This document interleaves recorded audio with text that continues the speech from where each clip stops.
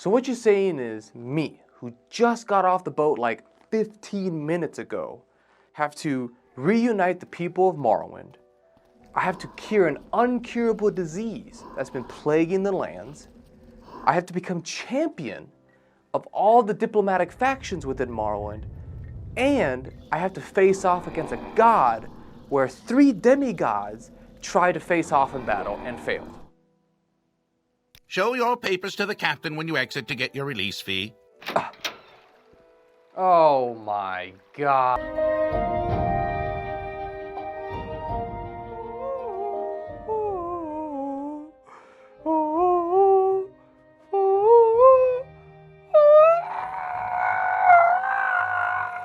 Morrowind. Easily one of the best installments in the Elder Scrolls series. In my opinion, the top 3 kings has to be Morrowind, Oblivion, and Skyrim, just due to the sheer amount of hours that I spent playing these games. Morrowind stands in its own glory because anything ranging from the dialogue of the characters. Let's not make this official, Outlander. Move along. Excuse me? To just the immense world building that takes place over the course of the game. House Dwemer and House Dagoth. Oh, I have never done so much reading in a video game. Woo, man, it's interesting though. It's like, it's so good. I decided to revisit Morrowind again because, at least for right now, I'm craving a good old RPG experience, and I thought no other game that is better to do this with than Morrowind. Already, we get off the boat, go into the office and do some classic character creation, and we head out into the world, ready to explore Vonderfall. Hey, let's get out of here. Hey, Fargoth! You see, with the other Elder Scrolls installments, right, there's always like some sort of large amount of foreshadowing, In Skyrim, you have, the dragons are coming, or in Oblivion, the Daedra are coming. In Morrowind, fuck no, you get none of that. You just get dropped off a prisoner boat in the middle of nowhere, in the swamps, and they're just like, yup, you're free to go. Good luck. Damn, this place sucks. So what do you do? What do you do when you just got off a boat straight from prison? Well, you start exploring, right? Maybe go to the trader house and just see what's up. Maybe buy a weapon or a couple of pieces of armor, So what you're saying is, if I buy this sword, I'll be able to hurt enemies. Yep, that's right. And if I swing at them, they'll get hurt, right? That's what swords are for. Get over here, butt crab. It's time to die.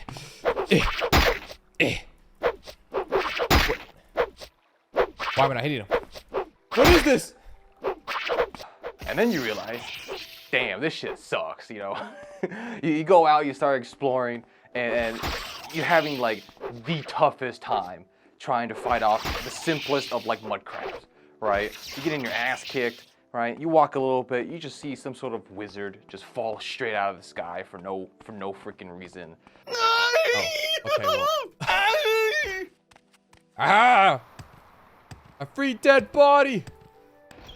Any local cave that you just happen to wander into for some reason has just slave traders in there. It's like, this is bad, right? This already, we're off to a negative start on the introduction of what is supposed to be a very beautiful island. And then by some miracle, you somehow find yourself ending up in Balmora, right? One of the most central and probably the best city or town in the entire game. Finally here in Balmora. Balmora is easily one of the best cities within the game. It's centrally located, has a fast travel point that allows you to go anywhere you want, right? Everything is nice and easily findable, right? You have the Mages Guild there, the Thieves Guild, the Fighters Guild. You also have one of the governing bodies of Morrowind political power there as well. And just compared to other cities like Vivec, who built Vivec? In Vivec, you have these things called cantons, and I've wasted so much time traveling not only within the cantons but between them too, because when you're in one, there's like 4 levels that are not nicely navigatable. You have like these ramps that you have to go up and then to reach the next floor, or you have the stairs, and it's just like, not only that, but traveling between them, you have to go across bridges, and then some of them don't even have sky bridges, so then you're just stuck with just like have to go up and then down, then up. All right, man, screw walking across these cans. I'm gonna whip up a spell and then do one of these.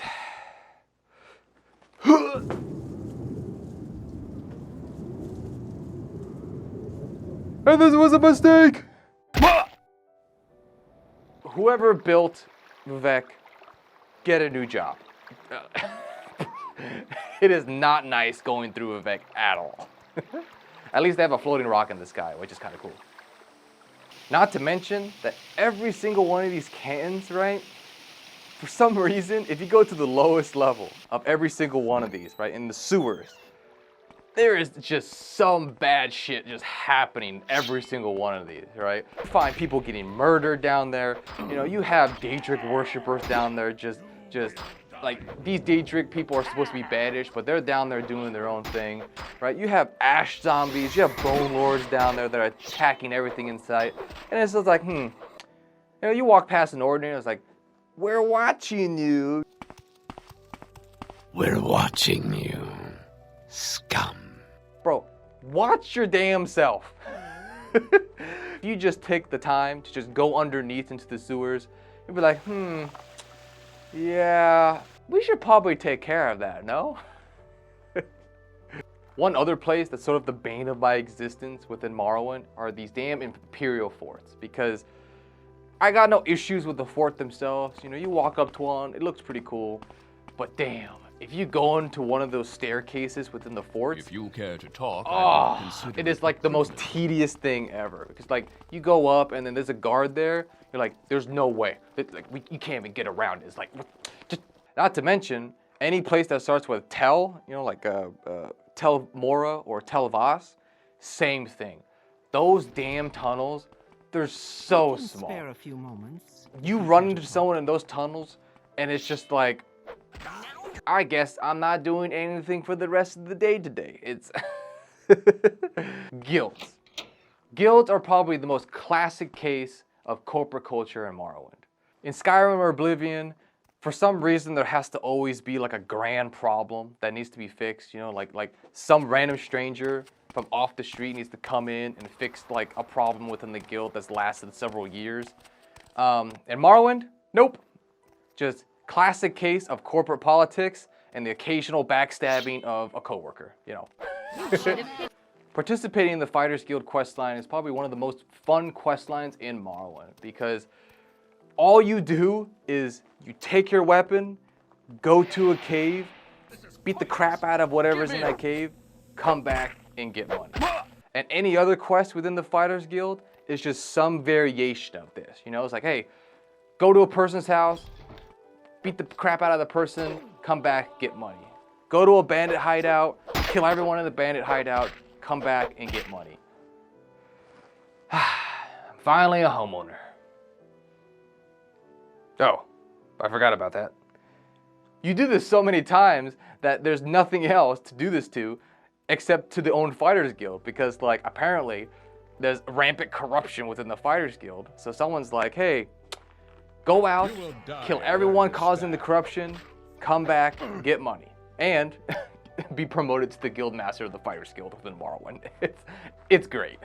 And so the next guild that is popular to join is the Thieves Guild, right? When you hear the Thieves Guild, you're stealing, right?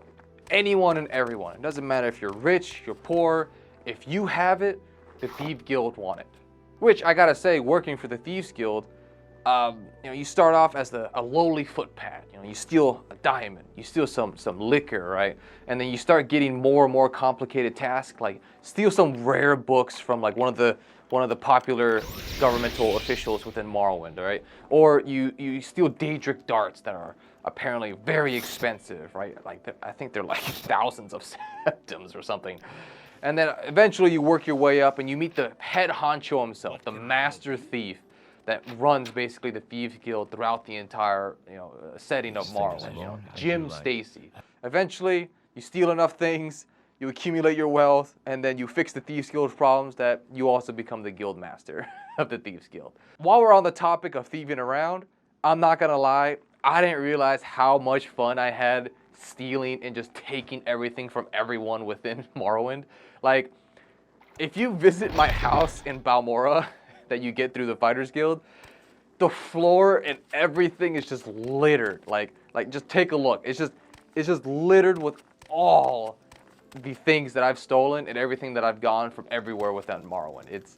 And I love it, right? Because like one of the things that I found out that you could do is that you can go to Vivec. They have the political power of some of the families or the clans within Morrowind, and some of them have vaults.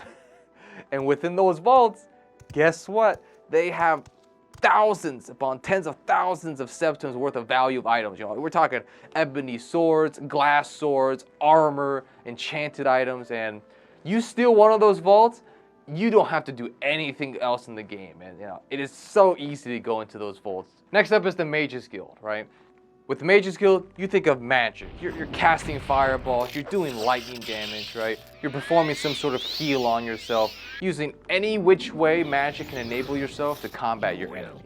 And so doing tasks for the Mages Guild is actually quite interesting because you dive into the more of the world that Morrowind has to offer. You go out and try to find the disappearance of the dwarves. You go out and do some of the grunt work and collect some plants, collect some flowers, mushrooms, so you can do some alchemy. You start researching necromancy and vampirism and then what they're all about, at least how they pertain in the world of Morrowind. So pretty interesting stuff, right? Some of the lore goes very deep, especially the lore about the dwarves. Overall, a lot of world building can be done by doing quests in the Mages Guild. However, doing quests within the Mages Guild is like some next level of pettiness because you're out here trying to recover stolen reports, you're giving fake soul gems to co-workers, You're trying to help out one guild member, but then that guild member wants you to steal a book from another one. It's like, why not just ask for the person for their book? Like, it just doesn't make sense to me. Talk about another level of pettiness. When you try to become the Archmage of the Mages Guild, which is effectively, the guild master, this dude, Trebonus, oh, bro. Greetings to you. He will not step down for anybody. He is so in his own head that the only way for you to become the one and true Archmage of the guild is that you have to challenge him to a duel to the death. Who's the better magician, right? And this has to be something that's in an arena and publicized. And it's like, hey, bro, you could have just lived out the rest of your life, the next 20 to 30 years, I don't know how old this guy is, in peace, doing whatever you want, researching, but no. He just wants that reputation of being the best in Morrowind. Okay, that was harsh. Oh, and he's dead. An additional faction that you're able to join is Morrowind's version of the Dark Brotherhood, the Morag Tongue. I gotta say, the Morag Tongue is kind of unique because as far as lore goes, it's supposed to be like a splinter cell of the Dark Brotherhood, except a more righteous assassination group. And it's also kind of unique because, at least within the Morrowind governmental structure, assassinations performed by the Morag Tongue are legal. Sorry, I got a right out for you. Gotta kill you. You will suffer greatly. Hey, I got a right.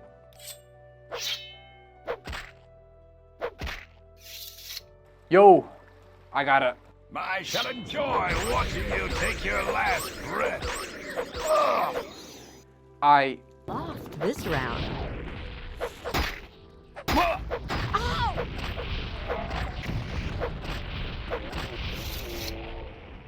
Doing the contract themselves is quite fun because you just go and just like kill the person. It actually doesn't matter who the person is. It could be like the most innocent person within the game. They got a problem with a Morag Tongue? That's it. Lastly, the biggest hidden gem of Morrowind is its main quest line. You start out in the backwater town of Saint-Denis with no rhyme or reason, fresh off the boat and out of prison, and you have to start taking orders from a big, bald, buff man named Caius. Caius is part of the Blades. If you don't know who the Blades are, they are a secret intelligent organization that serves as the eyes and ears of the Emperor. Kaya sends us on multiple intelligence gathering missions to find out the inner workings of the current situation happening in Morrowind.